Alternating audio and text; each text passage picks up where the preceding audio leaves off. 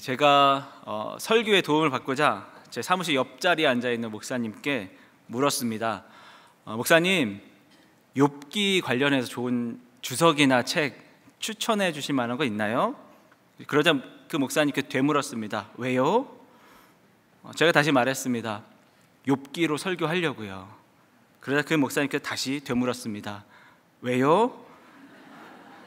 한 주간 설교를 준비하면서 막힐 때마다 왜요가 맴돌았습니다. 내가 왜 그랬을까? 내가 왜 욥기로 설교하고자 했을까? 성경에서 이해하기 어려운 책 중에 하나가 욥기입니다. 저는 개인적으로 요한계시록보다 더 이해하기 어려운 책인 것 같습니다. 고난에 대한 주제를 담고 있는데요, 이 고난이 신비이다, 고난이 또 은혜이다 알겠는데, 또 막상 우리 삶에서 그 고난을 마주할 때면 잘 이해가 되지 않습니다. 참 수용하기가 참 어렵습니다. 오히려 이 고난을 왜 우리에게 주셨는지 하나님께 반문할 때가 많습니다. 하나님, 정말 우리 이렇게 벼랑 끝까지 몰아세우시는 게 정말 하나님이 선하신 분 맞습니까? 라는 의문을 품게도 만듭니다. 더욱이 정말 예수님 잘 믿고 하나님 잘 믿고 말씀대로 살아가려고 하는 그분이, 그 의인이 또 어려운 일을 당하고 불행을 마주할 때는 참 너무나도 하나님께서는 불공평한 분 아닌가, 그런 부당한 마음들 우리가 품게 됩니다.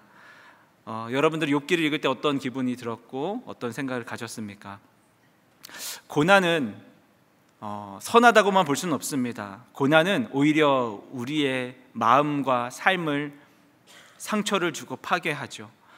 우리의 인격을 해치기도 하고 또 때로는 삶을 원망하게 만듭니다. 세상에 대해서도 굉장히 냉소적인 마음을 품게 만들죠.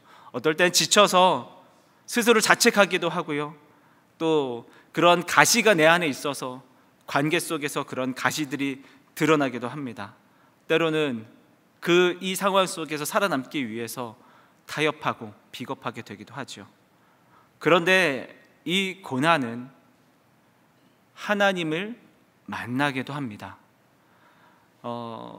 새로 분당우리에게 등록하신 분들 신방할 때면 어떤 은혜로, 어떤 인도하심으로 또 등록하게도 이렇게 교회의 문을 두드리고 찾아오신 분도 계시는데, 또 어떤 분들의 경우에는 그런 고난의 시간들을 보내면서 그 고난을 통해서 그 고난이 참 버거워서 교회 문을 두드리는 분도 계십니다.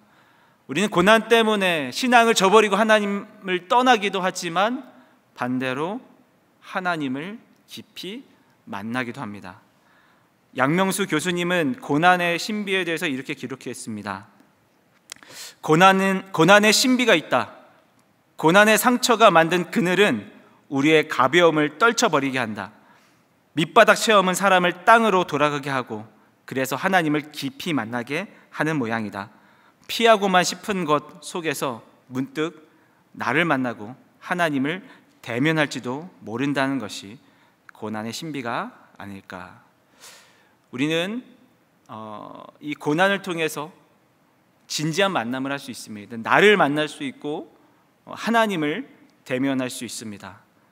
오늘 이 욥기 말씀 함께 나누면서 나를 만나고 또 하나님을 만나는 시간 되었으면 좋겠습니다. 욥기 오늘 1장 본문을 가지고 나눌 텐데, 이 욥기의 결론에 해당되는 이 42장 5절 세번역 성경으로 제가 잠깐 읽어드리겠습니다. 주님이 어떠한 분이시라는 것을 지금까지는 제가 귀로만 들었습니다. 그러나 이제는 제가 제 눈으로 주님을 뵙습니다. 우리가 하나님을 귀로만 들었다면, 우리가 하나님을 다 이해하지 못하여서, 하나님의 섭리에 대해서 다 이해하지 못하여서 귀로만 들었다면, 혹 고난이 신비가 있다면, 그래서 나를 만나고 하나님을 더 가까이 만날 수 있다면 아주 조금이라도 더 가까이 주님께 나아가기 소원합니다. 아주 조금이라도 이 욥의 고백처럼 하나님을 대면하여서 만나는 은혜가 있었으면 좋겠습니다. 오늘 이 욥기 말씀을 통해서 깨달을 수 있는 부분이 있는데요, 오늘 말씀을, 이 본문을 제가 묵상하면서 한 대목에서 멈춰지게 되었습니다. 그것은 9절 말씀인데요, 우리 다시 한번 볼까요? 오늘 본문 욥기 1장 9절 말씀 우리 같이 한번 읽겠습니다. 자, 시작. 사탄이 여호와께 대답하여 이르되 욥이 어찌 까닭 없이 하나님을 경외하리이까. 우리 한 번만 더 읽겠습니다. 자, 시작. 사탄이 여호와께 대답하여 이르되 욥이 어찌 까닭 없이 하나님을 경외하리이까. 사탄이요. 이 사탄이요. 이 자식이요. 감히 지가 뭐라고 우리의 신앙을 평가합니다. 지가 뭘 안다고 우리의 신앙을 폄하하고 있어요. 사탄이 이렇게 말하는 거죠. 하나님, 욥 신앙 좋죠? 하나님, 욥 의롭죠? 욥이 어떻게 이렇게 흠이 없고 정직하며 하나님을 경외하고 죄를 안 짓는지 아세요? 부자라서 그래요. 잘 먹고 잘 살아서 그래요. 인생에 걱정이 없으니까, 구김살이 없으니까, 자식들이 잘 컸고 잘 됐으니까 욥이 신앙이 좋은 거예요. 만약에 그것들 걷어가시면 하나님 분명히 욥은 하나님 버립니다. 이 사탄 이 자식이 이렇게 얘기하는 거죠. 열받죠? 오늘 욥기 1장 9절 말씀이, 이 대사가 사탄의 대사인데요, 제가 말씀을 잘못 읽었는지 하나님의 음성처럼 들리는 거예요. 하나님의 대사처럼 들리는 거예요. 너 정말 아무런 이유 없이 나를 경외할 수 있겠느냐. 오늘 분명히 이 말씀이 사탄의 대사인데, 마치 저에게는 하나님께서 되묻는 것처럼 들려왔습니다. 너 정말 아무런 이유 없이 나를 경외할 수 있겠느냐. 여러분 어떻습니까? 아무런 이유 없이 하나님을 경외할 수 있습니까? 오늘 이 질문을 통해서 우리의 신앙을 좀 다시 돌아볼 수 있는, 나를 만나고 하나님 만나는 시간 됐으면 좋겠습니다. 우리의 신앙의 진짜 이 바닥에 있는 그 뿌리가 어떠한지를 한번 깊게 한번 들여다봤으면 좋겠습니다. 몇 가지 질문을 통해서 우리의 신앙을 좀 돌아보려고 하는데요, 첫 번째 질문입니다. 오늘 말씀 그대로입니다. 나는 아무런 이유 없이 하나님을 경외할 수 있는가? 이 질문을 정직하게 나에게 질문하면서 나의 신앙을 한번 점검해 봤으면 좋겠습니다. 욥을 한번 보겠습니다. 그의 믿음에 대해서 사탄은 크게 세 가지를 가지고 시험을 듭니다. 먼저는 그의 재산을 걷어갑니다. 두 번째는 그의 자녀들이 이해할 수 없는 재난을 당하여서 모두 죽음을 맞이합니다. 세 번째는 그의 건강을 칩니다. 아주 괴롭게 만든 괴로운 질병을 욥에게 내립니다. 그래서 욥의 믿음이 정말 어떠한지, 정말 그 믿음이 아무런 까닭 없이 하나님을 경외하는 믿음인지를 시험합니다. 이 세 가지는 우리의 인생에서 경험하는 고통의 범주와 아주 흡사합니다. 크게 세 가지죠. 재물이요, 우리의 삶의 형편이요, 우리 경제적인 상황이요, 이 일상을 살아가기 위해 그런 필수적인 것이요, 그것이 흔들릴 때, 그것이 없어질 때, 그것의 부족을 느낄 때에 우리 흔들릴 수 있습니다. 두 번째는 자녀요. 세 번째는 건강의 문제입니다. 이것이 우리가 이 땅을 살아가면서 겪는 고통, 어려움, 그리고 오늘도 우리가 가지고 나온 간절한 우리의 기도 제목들입니다. 우리는 오늘도 이 기도 제목들을 가지고 간절하게 기도할 겁니다. 그렇게 해야 됩니다. 간절하게 기도해야 됩니다. 그러나 언제나 나의 기대대로, 나의 고백대로, 그 기도 제목대로 응답되지는 않습니다. 그때 어떤 마음이 드셨나요? 내 기대를 가지고, 내 간절함을 가지고, 갈급함을 가지고 주님 기도했을 때 그것에 응답이 없다면 나에게 여전히 역시나 하나님을 경외할 수 있는 마음이 있었습니까? 오늘 우리가 정직하게 우리 내면을 돌아보면서 나를 만나는 시간입니다. 내가 정말 하나님을 믿는 이유가 뭘까? 우리는 이 문제 앞에서 되물어야 됩니다. 재물의 문제, 자녀의 문제, 건강의 문제 앞에서 하나님, 어떤 이유 없이 주님을 제가 이 문제 앞에서도 경외할 수 있습니까?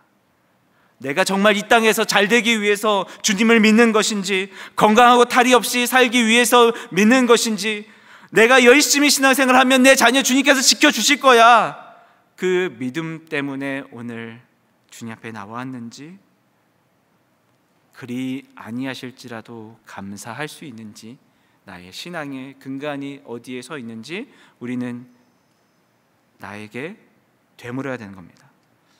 재물, 자녀, 건강이요. 여러분 어디서 무너졌습니까? 오늘 욥기의 순서는 재물, 자녀, 건강이었는데 저를 포함해서 많은 분들이 그렇지 않을까 싶습니다. 재물, 건강, 자녀. 제가 세 아이가 있는데요. 첫째가 딱 태어났을 때, 아니 세상에 어떻게 이런 녀석이 세상에 나올 수가 있지? 너무 얼떨떨하더라고요. 예.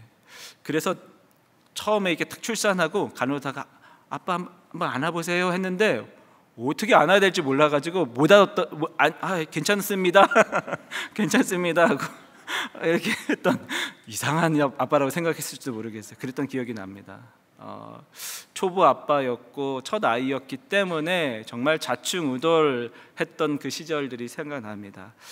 저희 아이는 한 9개월쯤 됐을 때 어느 날 밤에 이 아이가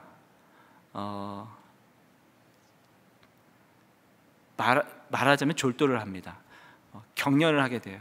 그게 무슨 일이 벌어진 건지 몰랐습니다. 우리 아이가 죽게 되었구나 해서 그 밤에 정말 응급실로 달려가서 첫 마디가 선생님 우리 아이 살려주세요. 그 기억이 생생합니다.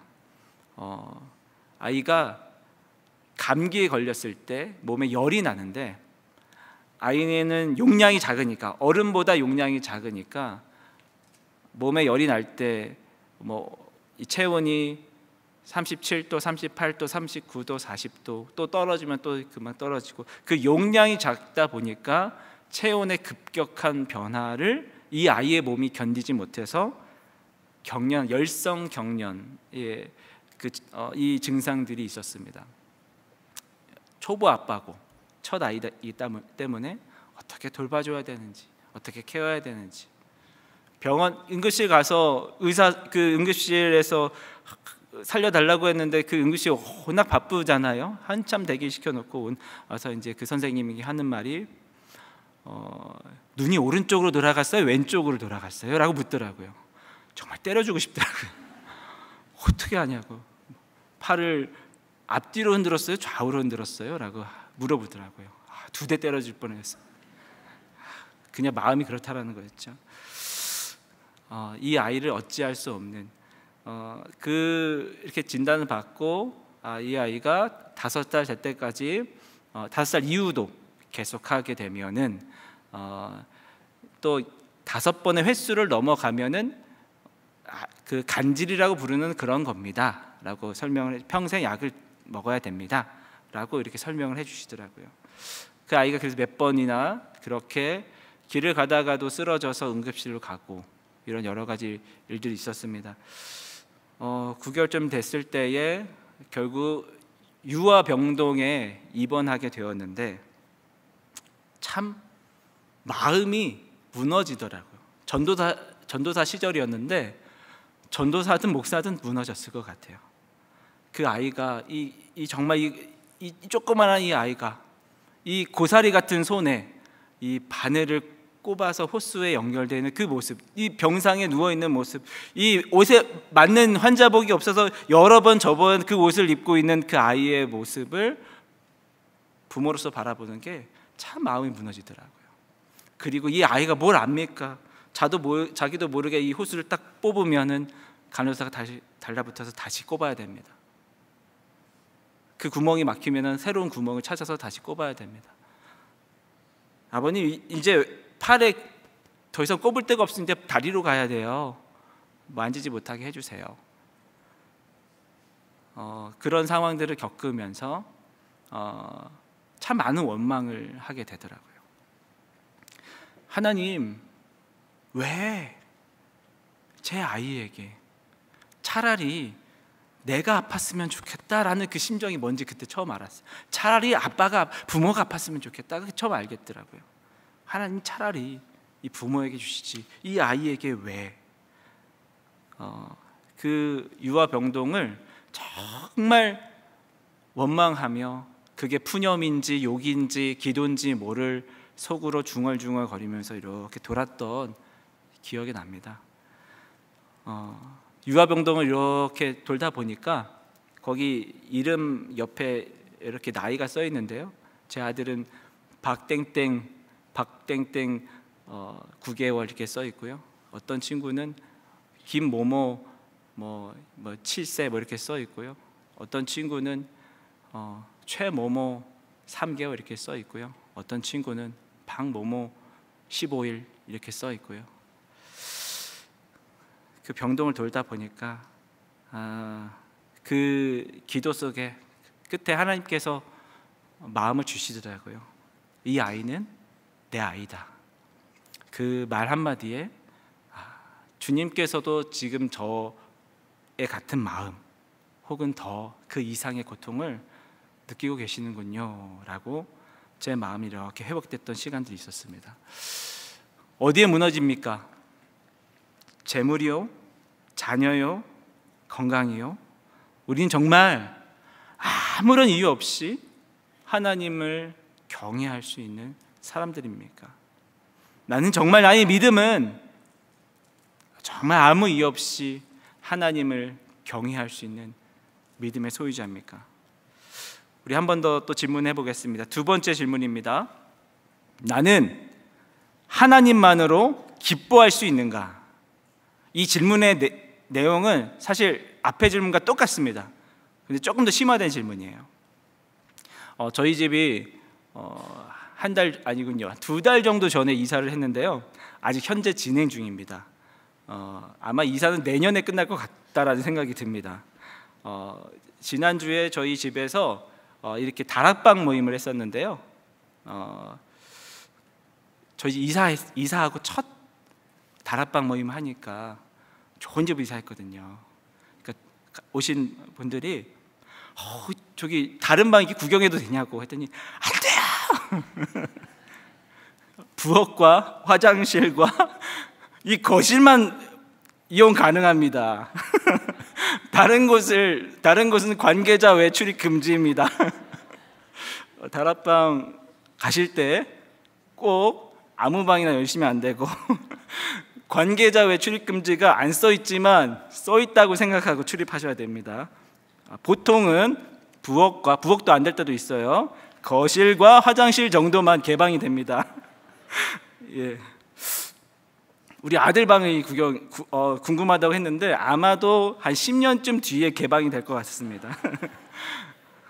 우리에게는 감추어진 방들이 있습니다. 드러낼 수 있는 부분도 있지만 감추어진 방들이 있습니다. 나는 정말 아무런 이유 없이 하나님을 경외할 수 있는가? 재물, 자녀, 건강의 문제가 우리에게 찾아오더라도 나는 믿음을 저버리지 않고 하나님을 경외할 수 있는가? 이 질문을 조금 더 심화해서 나는 하나님만으로 아무런 이유 없이 기뻐할 수 있는가? 고통이 찾아올 때 우리는 믿음을 지킬 수 있습니다. 시험이 찾아오고 건강의 문제가 찾아오고 자녀의 문제가 찾아왔을 때 우리는 믿음을 지킬 수 있습니다. 하나님을 저버리지 않을 수 있습니다. 그러나 기뻐하기는 힘들어요. 하박국 말씀을 잠깐 보겠습니다. 하박국 3장 17절 19절 말씀인데요, 우리 같이 한번 읽겠습니다. 17절부터 18절까지만 읽겠습니다.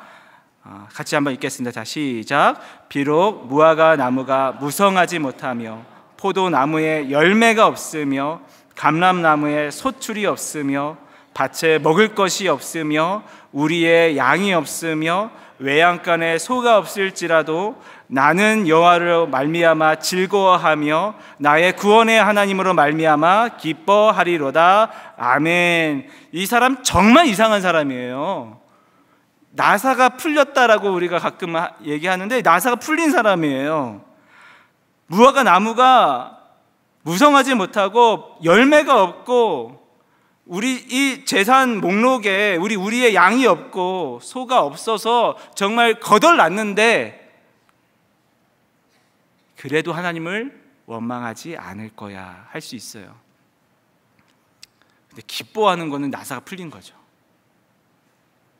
근데 오늘 이 하박국 말씀에서는 나는 여호와로 말미암아 즐거워하겠다.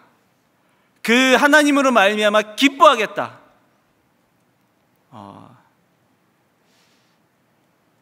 이게 오늘 성경이 우리에게 말씀한 바입니다.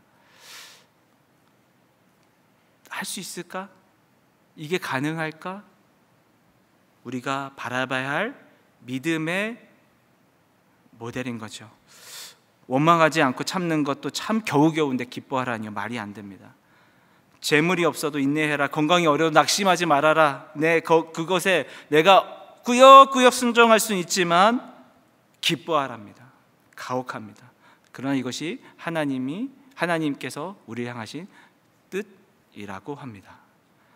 신앙의 교리를 잘 교육하기 위해서 정리한 이 교리 문답이 있습니다. 웨스터민스터 소요리 문답인데요, 지난주에도 한 목사님께서 이렇게 언급해 주셨는데 우리 다시 한번 봤으면 좋겠습니다. 소요리 문답 1문 1답인데요, 제가 읽겠습니다. 사람의 제일 되는 목적은 무엇입니까? 답은 우리 함께 읽겠습니다. 자, 시작.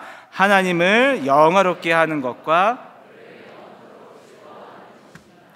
우리의 인생의 목적이 하나님을 영화롭게 하는 거래요. 하나님을 예배하는 거랍니다. 하나님을 높이는 거랍니다. 알겠습니다. 그런데 영원토록 즐거워하는 거라는 이 의미는 조금 헷갈립니다. 이 문답을 처음 본 사람들은 그래서 우리가 하나님을 즐겁게 해드리는 것이구나 라고 이해를 합니다. 그런데 잘못 이해하신 겁니다. 하나님으로 인하여서 우리가 즐거워하는 것이 사람을 지으신 제일 된 목적이다. 우리가 하나님을 즐겁게 해드리는 것이 아니라 우리가 즐거워하는 것, 우리가 기쁨조가 돼서 하나님 웃어보세요 막 이렇게 하는 게 아니라 하나님께서 보여주시는 모습으로 인해서 우리가 즐겁고 기뻐하는 것, 그것이 인생의 목적이라는 거예요. 하나님만 생각하면 막 미소가 절로 지어지고 그러시죠? 웃는 분은 누구고 왜 그렇고 아멘이라고 하시는 분은 왜 그렇습니까? 이게 잘 안 돼요. 왜냐하면 우리는 사실 하나님을 즐겁게 해드리는 것이 여러분의 목적입니다라고 하면 그게 더 쉬워요. 열심히 해서 열심히 하나님 이렇게도 하고 저렇게도 봉사하고 이렇게 섬겨서 그 보상을 받는 게 우리는 더 오히려 쉬워요. 오히려 가만히 하나님을 인하여서 즐거워하는 게 잘 안 돼요. 지난주 월요일 날 저희 아이들과 함께 여기 판교 모 백화점에 거기 그 책, 그 어린이 책 이런 그 미술관이 있어가지고 거기 갔습니다. 첫째는 아들이고 둘째는 딸이에요. 딸의 의견이 좀 우세했던 것이죠. 계속 첫째가 틱틱대는 거예요. 심심하다, 지루하다, 여기 왜 왔는지 모르겠다. 그러면서 그 층에 이 친구가 좋아하는 레고가 있는 거예요. 엄마한테 계속 틱틱틱 대니까 너 아빠랑 거기 갔다 와 이렇게 해서 아빠랑 우리 첫째랑 같이 갔습니다. 근데 참 이 친구가 참 귀여운 게 계속 저한테 소개를 해주는 거예요. 아빠 이거는 말이야 신제품인데 근데 저는 계속 가격표만 보면서 이제 50만 원짜리도 있어요 거기에. 세상에. 그거 소개할 때마다 얘가 혹시 이거를 사고 싶어 하는 거 아닐까라는 그 가슴에 두근거림, 얘가 한 2, 3만 원짜리 할 때마다 이거 냉큼 사줘야 되나 그런 두근거림을 갖고, 근데 한 3, 40분 정도를 그렇게 크지 않은 그 매장 자체는 크지 않은데 계속 왔다 갔다 하면서 저를 소개해 주면서 다시 가자고 하더라고요. 엄마가 너 왜 그냥 왔어? 아무것도 안 샀어? 그냥 뭐 이렇게. 아빠한테 사달라고 해. 그냥 뭐. 그 모습이 너무 안쓰러워가지고 다시 가자 아들아, 아빠 카드 있다. 다행히 79,900원짜리 샀습니다. 근데 아이가 묻는 거야. 아빠 근데 이거 왜 사준 거야? 왜 사준 거야? 그 순간 막 머리가 막 돌아가더라고요. 너 생일 선물 미리 사준 거라고 얘기할까? 또 이거 너 숙제 이거 잘하라고 이거 뭐 계속 돌아가다가 생각이 잘 안 나가지고 그냥 사준 거야. 근데 아이가 계속 의심하더라고요. 정말? 그럴 리가 없는데? 아빠 왜 사준 거야? 그냥 받는 게 이 어린 아이도 어렵더라고요. 더 어렸을 때는 괜찮아요. 막내는 뭐 그냥 뭐 다 해볼래 그러는데 우리가 조금 자라면서 그냥 받는 게 어려워요. 하나님으로 인하여서 그냥 즐거워하는 게 어려워요. 차라리 하나님 봉사를 하라고 하세요. 하나님 헌금을 하라고 하세요. 내가 이렇게 섬기면 이 보상을 줄게라고 말하세요. 그게 더 우리는 속 편한 것 같아요. 주님 인하여서 즐거워하는 것, 사랑해야 됩니다. 그분만 떠올리면 미소가 지어지고 즐겁고 함께 있고 싶고 사랑해야 됩니다. 우리가 하나님을 사장님 같으니까 하나님 열심히 일할 테니까 보상 주세요.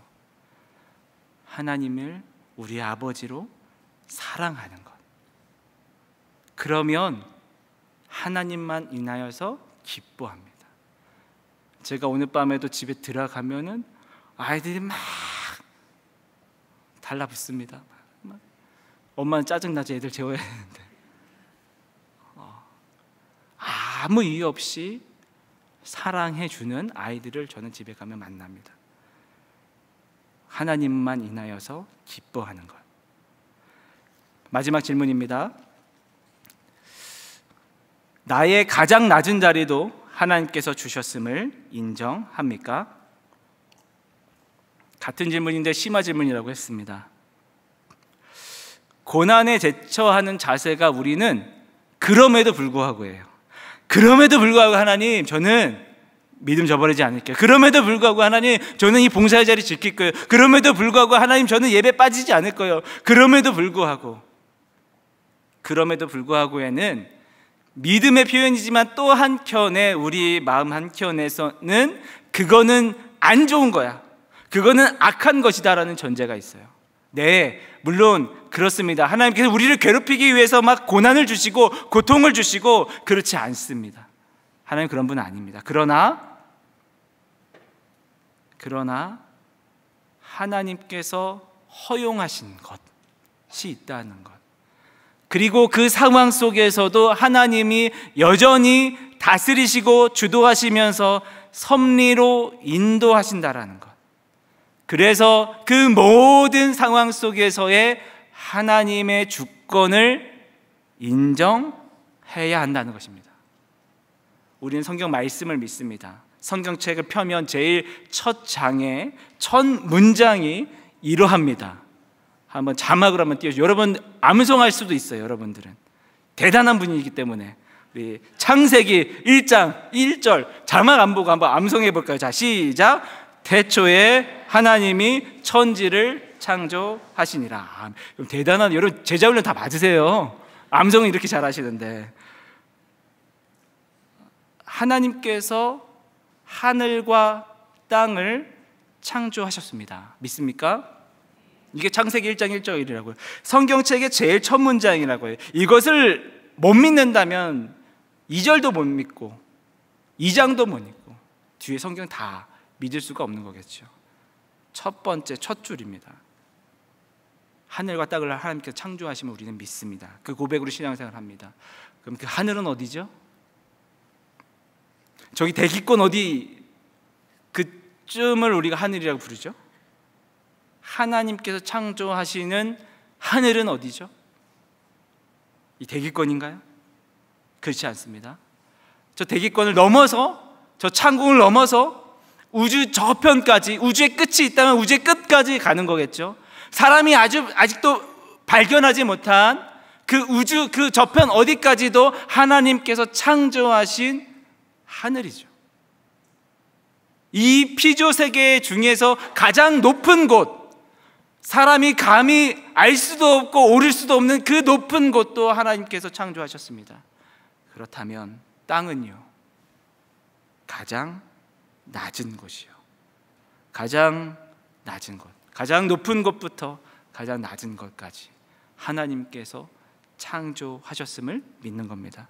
우리는 이 진리를 믿습니다. 그렇다면 우리 인생에서는요, 우리 인생에서 가장 높은 곳은 어디였습니까? 가장 낮은 곳은 어디였습니까? 가장 빛나던 순간은 어디였습니까? 가장 칠흑같이 어두웠고 더러웠던 순간은 어디였습니까? 가장 낮은 곳에서는 하나님을 우리는 지웁니다. 하나님이 없는 곳이요. 그러나 바로 그 자리에도 하나님은 계십니다. 이것이 참 우리에게 어려운 숙제입니다. 이번 주에 장례 2건을 섬기게 되었는데요, 한 장례식장에서 감동을 경험했습니다. 믿음의 본을 보는 것 같았습니다. 이론으로는 알고 있거든요. 믿는 자에게 있어서 죽음은 끝이 아니다. 그래서 슬퍼할 일이 아니다. 그 이론으로는 있거든요, 우리가. 그런데 정말 그런 모습들을 장례식장에서 본 것 같아요. 그래서 감동이었어요. 죽음이 끝이 아니고 영원한 하나님 나라 안에서 소망으로 나아가는 길.